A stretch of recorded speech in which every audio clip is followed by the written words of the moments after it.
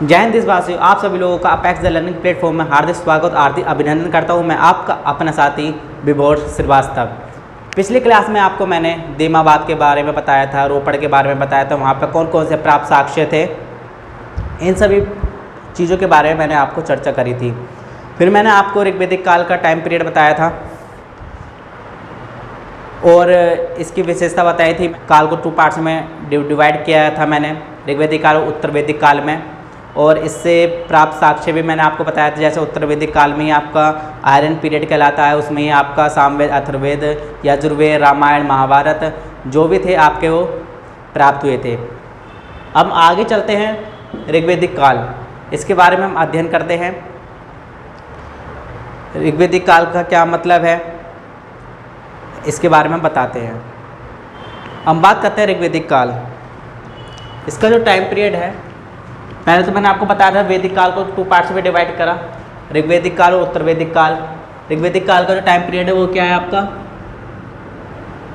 1500 BC से 1000 BC। ये आपका ऋग्वेदिक काल का टाइम पीरियड है। और मैंने बताया कि मैक्स मूलर के अकॉर्डिंग जो आपके आर्य थे, क्योंकि 1500 BC में आपका आर्यों का आक्रमण हुआ था, इतिहासकार बताते हैं, तो वो सेंट्रल एशिया से आते हैं। कुछ का मत था कि वो तिब्बत से आते हैं, कुछ का मत था कि वो कश्मीर से आते हैं, कुछ और हिमालय से आए थे। अलग अलग धारणाएं इस पर बनी हुई हैं। कुछ लोगों ने तो बताया कि ये उत्तरी पोल से आए थे, आर्टिक पोल से आए थे। आखिरकार वेद का मतलब क्या है और आर्य का मतलब क्या है, हमको इस पर चर्चा करनी है। वेद का मतलब होता है ज्ञान से। कहते हैं आप बड़ा वेदी व्यक्ति हो, मतलब उसे सभी चीज़ों की जानकारी है। हम ये उसको बोलते हैं आर्य शक्तिशाली थे और श्रेष्ठ थे। आर्य कहते हैं आपके श्रेष्ठ थे। हमको यही जानना है पहले स्टार्टिंग।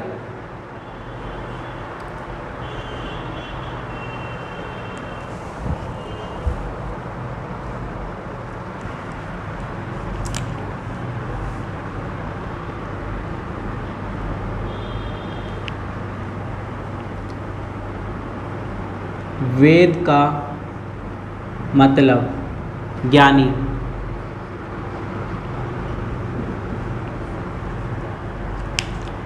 आर्य का मतलब होता है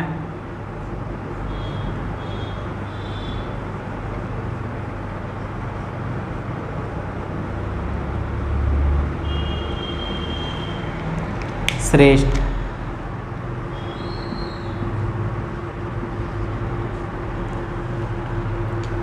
हमने इन सब चीज़ों के बारे में चर्चा की। वेद का मतलब ज्ञानी, आर्य का मतलब क्या होता है आपका श्रेष्ठ। ऋग्वेदिक जो काल था ये आपका पितृसत्तात्मक थी। और जो यहाँ का जो मुख्य कार्य था वो कृषि एंड पशुपालन था। मैंने क्या बताया,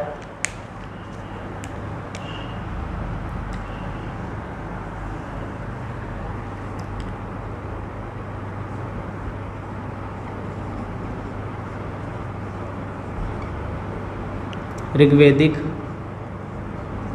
काल का मुख्य कार्य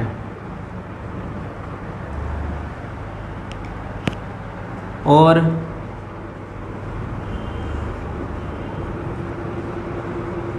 ऋग्वेदिक काल का जो फैमिली थी वो क्या थी, इन दो पर हमें चर्चा करनी है। इसका जो मुख्य कार्य था वह था आपका कृषि एवं पशुपालन।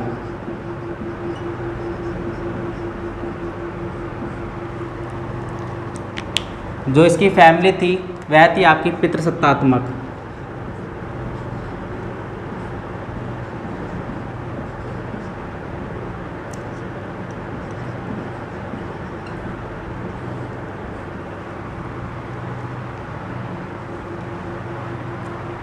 मतलब यहाँ पे पति को ही ईश्वर समझा जाता है। यहाँ पे पितृसत्तात्मक मतलब जो घर का जो मुखिया होगा वो आपके कौन होंगे? पिता ही होंगे। और जो आपका जो पिता शब्द का जो उच्चारण है ऋग्वेदिक काल में वो आपके 335 बार हुआ है। मैंने क्या बताया?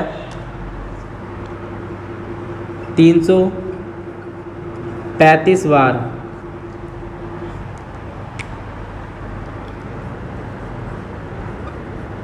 पिता शब्द का उच्चारण किया गया है।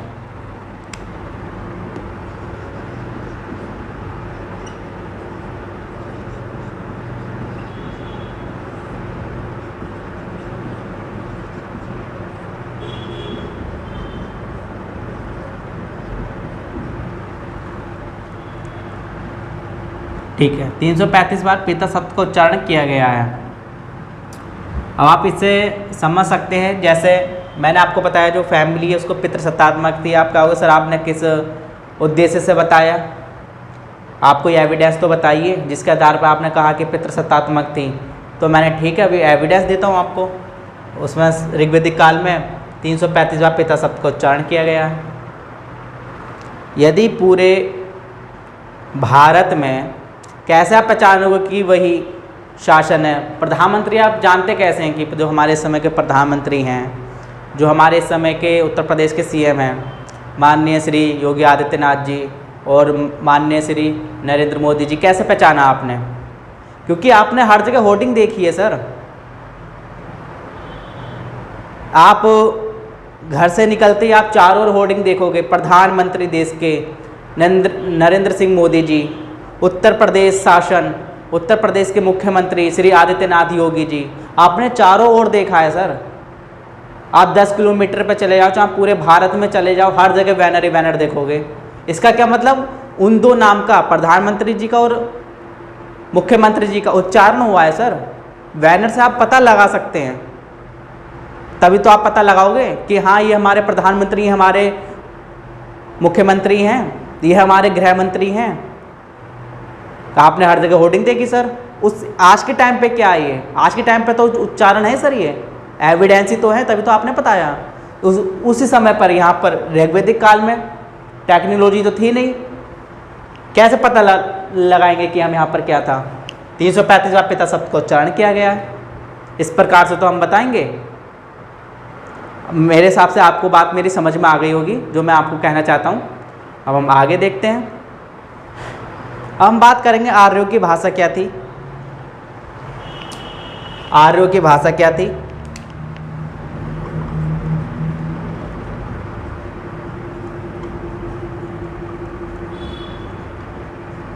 तो आर्यों की भाषा थी संस्कृत।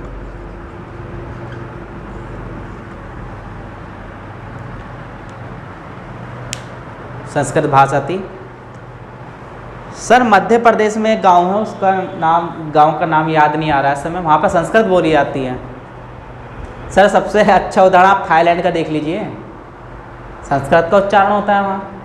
संस्कृत लोग वहाँ जानते हैं थाईलैंड में, जिसको सफ़ेद हाथियों का देश कहा जाता है। तो मैंने क्या बताया, आर्यों की भाषा क्या थी? संस्कृत। जो ऋग्वेदिक काल है ये आपका प्राचीनतम वेद कहलाता है। ऋग्वेद है ये आपका प्राचीनतम वेद कहलाता है।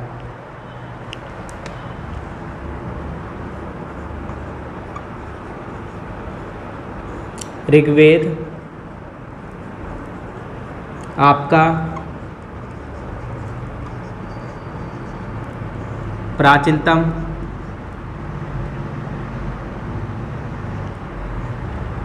वेद कहलाता है।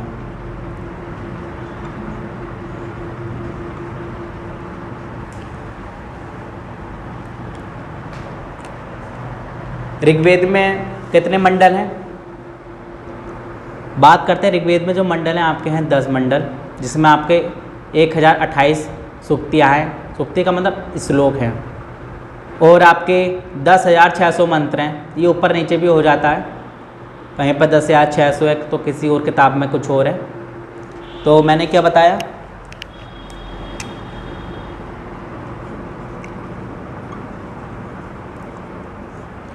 ऋग्वेद में 10 मंडल हैं।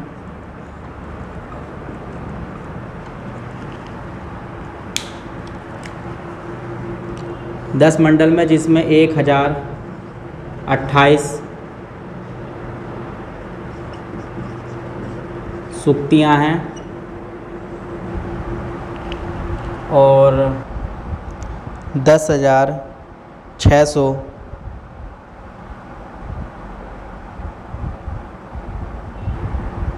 आपके क्या हैं मंत्र। सूक्ति का मतलब होता है श्लोक से।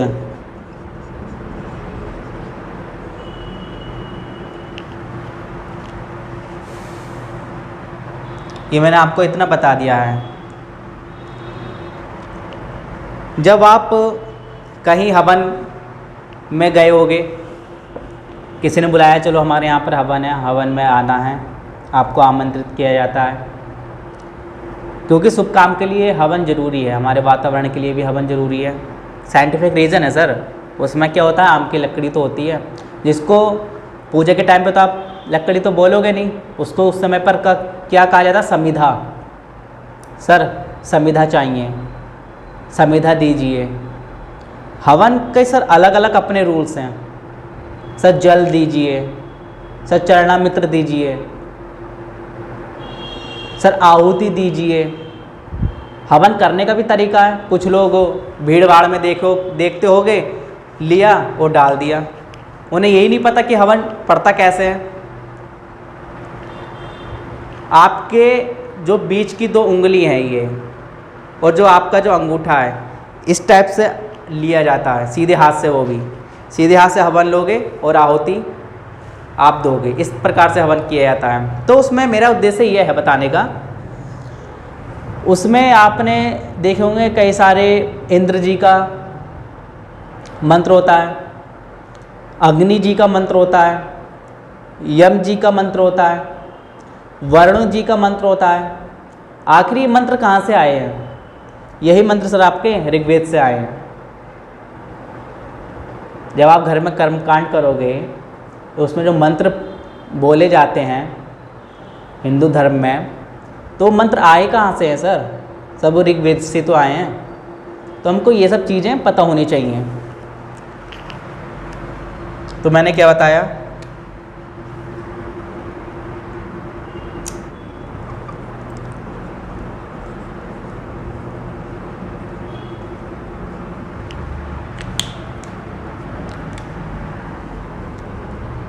इंद्र, यम, वरुण, वायु, अग्नि,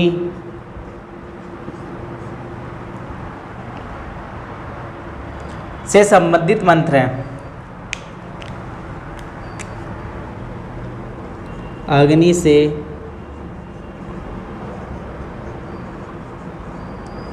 संबंधित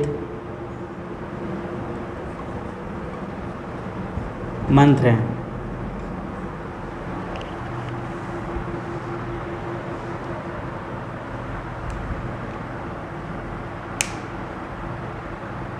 बात करते हैं आखिरकार ऋग्वेद लिखा किसने है।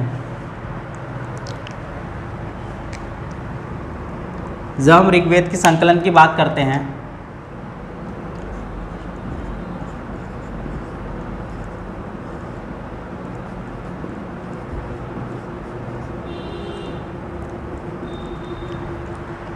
तो ये आपके किसने किया? वेद व्यास जी ने।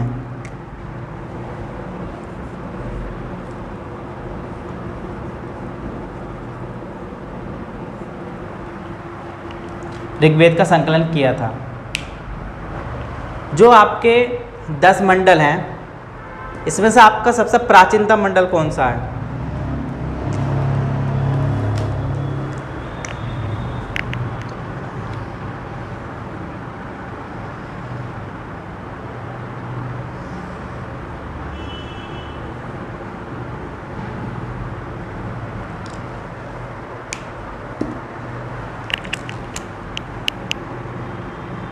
प्राचीनतम मंडल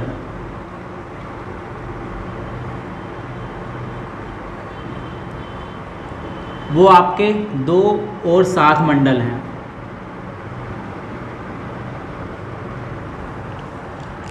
तो सर गायत्री मंत्र का किस मंडल में उच्चारण किया गया?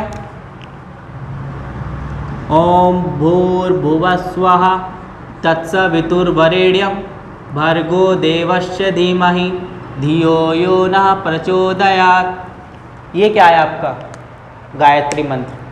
तो इसका जो गायत्री मंत्र का जो मंडल है वो कौन सा मंडल है? 3rd मंत्र, तीसरे मंडल में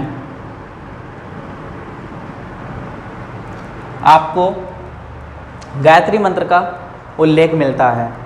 अब बात आती है गायत्री मंत्र की जो रचयिता है वो कौन है, मतलब गायत्री मंत्र को किसने लिखा है? तो गायत्री मंत्र को किसने लिखा है? विश्वामित्र जी ने।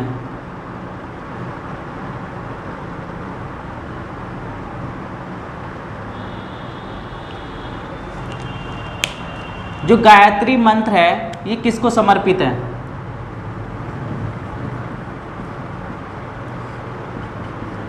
ये आपके सावित्री को समर्पित है।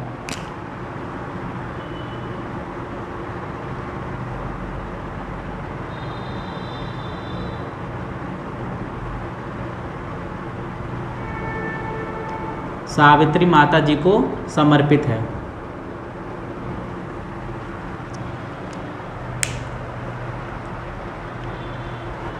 अब विषय उठता है हम गायत्री मंत्र का उच्चारण करते क्यों हैं? तो हम सूर्य देव की स्तुति के लिए गायत्री मंत्र का उच्चारण करते हैं। इसका हम उच्चारण करते क्यों हैं?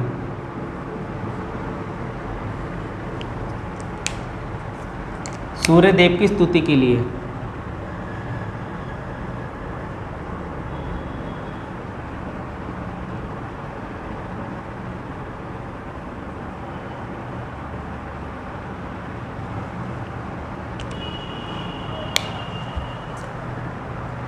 क्वेश्चन आ जाएगा कि समर्पित किसको करते हैं? सावित्री माता जी को हम समर्पित करते हैं गायत्री मंत्र। किसकी स्तुति के लिए करते हैं? उच्चारण सूर्य देव की स्तुति के लिए करते हैं। अब आगे चलते हैं। अब बात करते हैं जो उसका नवीनतम मंडल कौन सा है, मतलब नया। ये जो प्राचीनतम मंडल है, नवीनतम मंडल,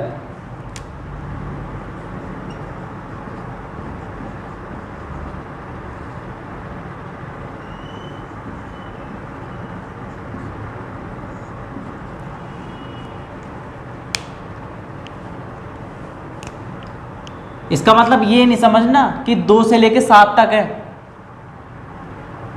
2 एंड 7 हैं। तो ऐसे ही नवीनतम मंडल कौन कौन से हैं? 1 और 10 हैं।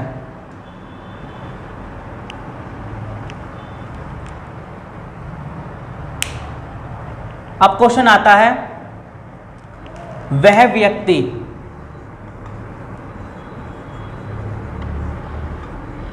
जो ऋग्वेद के मंत्रों का उच्चारण करता है उसको क्या बोलते हैं? उसको बोला जाता है होड़।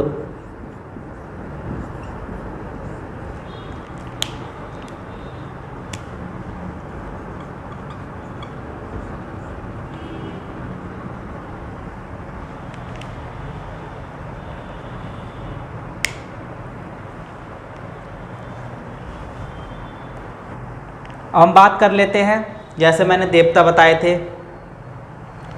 आपके इंद्र, यम, वरुण, वायु, अग्नि के मंत्रों का उच्चारण है। ये आपके कौन है? देवता ही तो हैं। तो वैसे किन किन देवियों का उच्चारण होता है? ऋग्वेद की देवियाँ। कुछ मैं आपको ये लिखवा रहा हूँ ताकि आपको जनरली पता होना चाहिए। ट्रेन में सफ़र कर रहे हैं, आपसे कोई बुजुर्ग व्यक्ति ही पूछ दे भाई ऋग्वेद की देवी कौन कौन है, आप उनसे ये क्या होगा सर ये एग्ज़ाम में नहीं आता, तब वहीं आपकी बेइज्जती हो जाएगी सबके सामने। कुछ चीज़ें हमको पता होनी चाहिए, तो आप बता देना।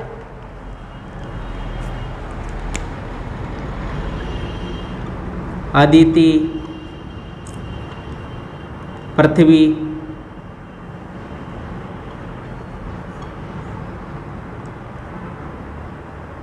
उषा, अरण्यानी,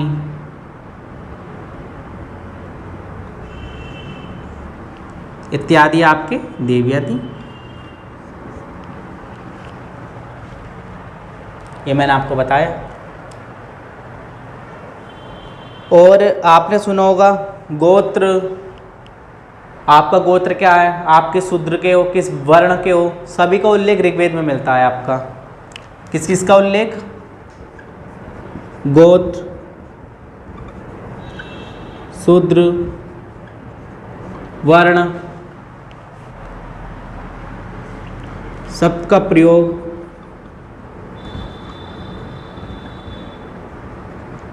ऋग्वेद में मिलता है।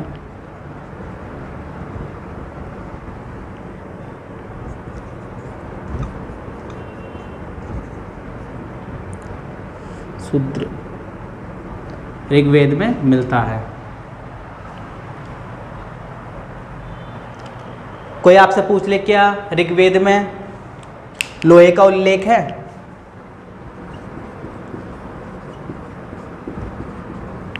तो आप बताओगे नहीं, क्योंकि मैंने आपको बताया था वो तो उत्तर वैदिक पीरियड में लोहे का उल्लेख है। तो आप बोलना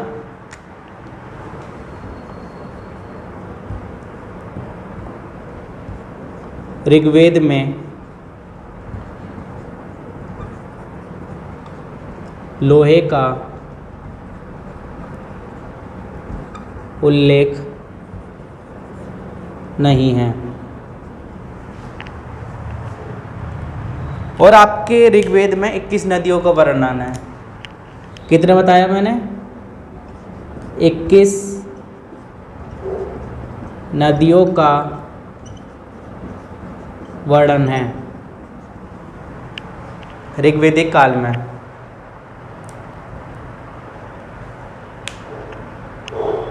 तो मैंने आपको क्या क्या बताया। वेद का मतलब क्या होता है? ज्ञानी। आर्य का मतलब क्या होता है? श्रेष्ठ। ऋग्वेदिक काल का मुख्य कार्य क्या था?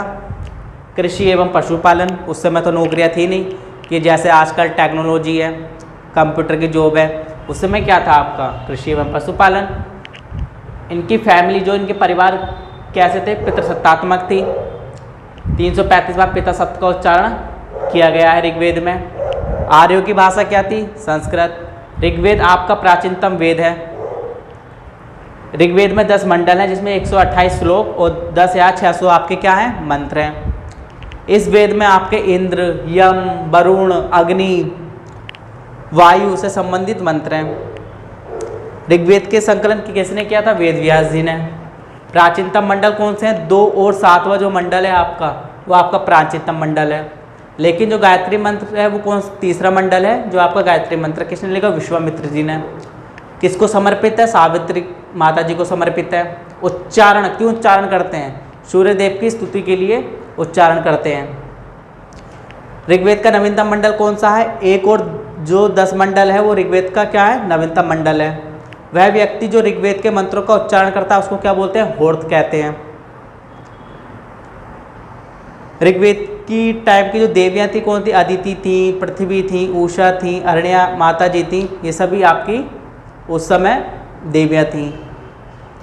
गोत्र, शूद्र, वर्ण शब्द का प्रयोग ऋग्वेद में मिलता है। लोहे के बारे में बताया, ऋग्वेद में लोहे का उल्लेख नहीं है। इसमें 21 नदियों का वर्णन है। ये मैंने आपको ये सारी चीज़ें बताई हैं। ऋग्वेद को यदि कोई डीप में पढ़ाए ना सर, इसमें काफ़ी महीने को गुजर जाएंगे, इतना बड़ा है हमारा ऋग्वेद। लेकिन वो चीज़ बतानी जो आपके एग्ज़ाम में आए। जैसे कुछ चीज़ें तो मैंने आपको नॉलेज में बता दी जो आपको पता होनी चाहिए। ऋग्वेद की देवियाँ मैंने बता दिया, क्योंकि कुछ भी पूछ लेते हैं भैया। आजकल का एग्ज़ाम काफ़ी टफ हो रहा है। वो यही क्वेश्चन है जो आपको एग्ज़ाम को टफ कर देते हैं। इसलिए मैं कोई रिस्क नहीं लेना चाहता। इसलिए जो मुझे लगता है कि हाँ इम्पोर्टेंट है, कभी कभी ऐसा जो कभी क्वेश्चन नहीं आया वो पूछने लग जाए, तो हर चीज़ पे मद्देनज़र ज़रूर रखना है। आपने ऋग्वेद, कश्मीर में एक नदी बहती जिसको बोलते हैं मरुधृता, ऋग्वेद में उसका उल्लेख मिलता है। मैंने क्या बताया,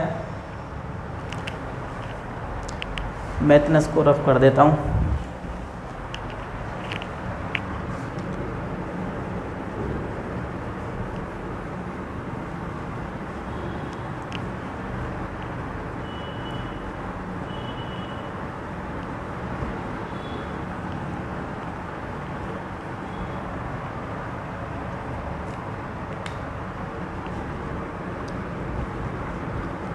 आपकी कश्मीर में नदी बहती है,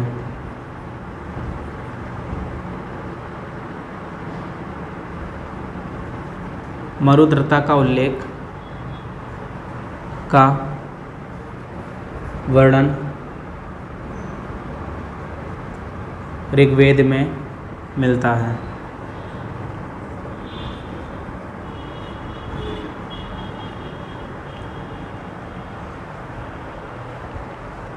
आपने एक चीज़ नदी का नाम सुना होगा, व्यास नदी, जिसको विपाशा भी कहते हैं। इसको ऋग्वेद में परिगणित कहा गया है। क्या? ऋग्वेद में व्यास नदी मतलब विपाशा,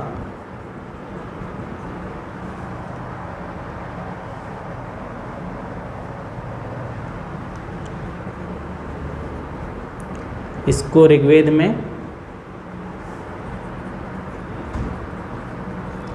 परिगणित कहा गया है।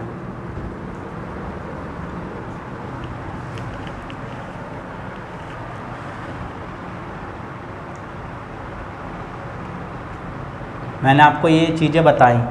और क्या है, सोम का वर्णन कौन से मंडल में मिलता है? ये तो सोम का वर्णन जो है नौमंडल में, शूद्र का जो मंडल है कौन सा है, 10वें मंडल में मिलता है। ये मैंने आपको बता दिया है।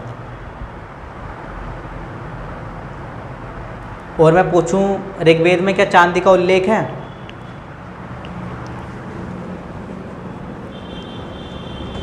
नहीं है, ऋग्वेद में चांदी का उल्लेख नहीं है। मैंने आपको इतना बताया, कल की क्लास में मैं और बताऊंगा और अच्छी अच्छी जानकारी दूंगा। जो मैं लिखवा रहा हूँ उसको नोट डाउन ज़रूर करना। यदि आपको वीडियो अच्छी लगी तो लाइक एंड सब्सक्राइब करना। जय हिंद, जय भारत।